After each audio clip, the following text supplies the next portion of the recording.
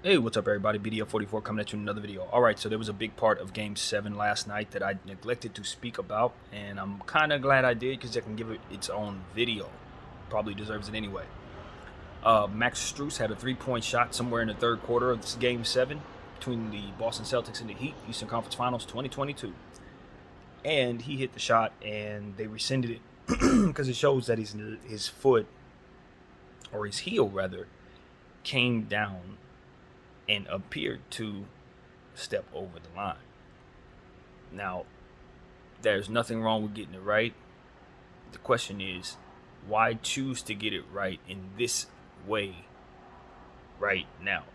We've watched the NBA not revisit old plays like that to rescind points for many years. Situations where a guy stepped out of bounds or they missed a call or something of that nature, and they never ever rescind anything. It's one of the reasons why we always tell players it makes no sense to argue with referees, because they're never going to rescind anything that's already done. But the NBA decided to rescind this particular three-pointer in this particular Game 7 after having a whole series full of really strange occurrences involving foul calls and unpredictable scores that really are affected by foul shooting and things of that nature that we've seen up and down this series. Why now? Why would you, in this situation, remove 3 points from a game 4 or 5 basketball minutes later? Usually when you see stuff like this, it's not done later. It's not. Several plays don't happen between them coming to the conclusion that something like this needs to happen. If several plays took place after the mistake was made, it's just a lost play. That's the NBA I remember watching, because they don't want to rescind. You don't want to take points off the board, because then at that point you're essentially neglecting to acknowledge that certain things occurred that were a result of that mistake. So it's like, the philosophy of the old NBA was, if we were to go back and change something, technically we're essentially saying that the play after that didn't or it was not supposed to occur the way that it did, because that player wasn't supposed to be on the floor. Maybe someone got pulled off the floor because a foul was called. Now you got different players on the floor that cause different things to happen in a basketball action. So if you got to rescind that, if you're doing things properly, then you got to also rescind all the plays that happen after that and start from the point from which circumstances took place. That's how it was, and that's why they never did that. So my thing is, why are they doing it now? And in a Game 7 in the Eastern Conference Finals, yes, it's important you get it right.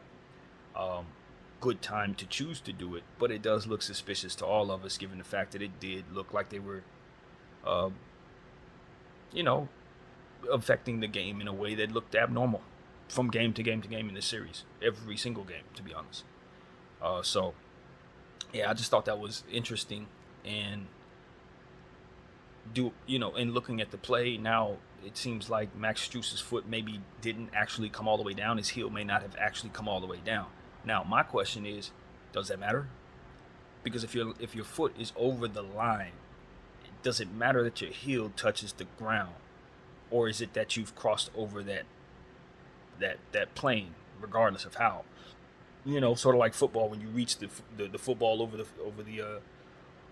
over the line, you're going to get credited for wherever the football is, not necessarily how your body is positioned or what have you. So I don't know if basketball's like that. I really have no clue. But that would determine my opinion about whether or not he was actually out of bounds, because it didn't look like his heel came all the way down, but that it was over the line was not in question to me.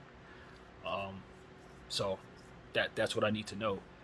If it's a good call, then I'm glad they got it right, but I just don't like that they got it right while neglecting that philosophy that I grew up believing in, which is, yeah, everything after that has to be rescinded too.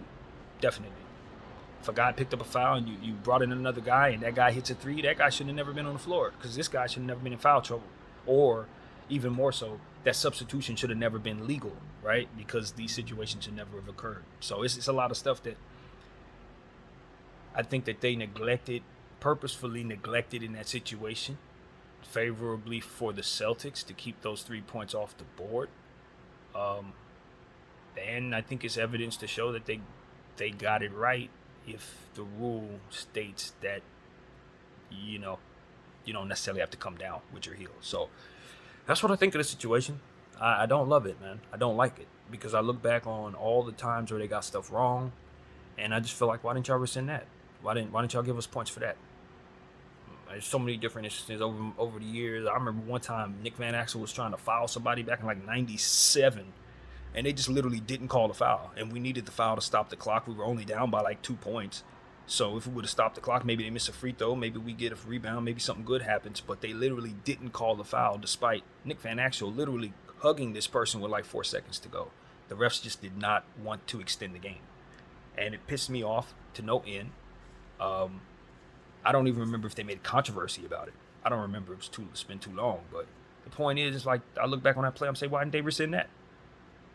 You know what I'm saying? Why was that not fixed? How come they didn't credit the Lakers with the win? Since, if we would have got that, then maybe we score and maybe all this other stuff. I mean, it's just a lot of stuff that you think about. You say, well, they choose this game in this moment to do this thing when there's been a million mistakes that they refuse to look at. Like, literally refuse to look at. Stuff that you'll see them reviewing, but because the nature of how they're supposed to be reviewing what, they have to pretend they don't see certain things. Like, nah, it was a travel, but we're not calling the travel because we're not checking to see if it's a travel. We're checking to see if the foul before the play, after the play is done. It's like, what? Get out of here with that. If you see something and it's wrong, fix that. And so I just want consistency in that regard. Not just doing it in Game 7 when a certain team is down and another team you want to win is up. Not in situations, um, you know, but all, not in just some situations, but all situations. Get it right and get it right away if possible. So that's all I ask. That is literally all I ask. So that's what I got. BDF 44. I thank you all for watching.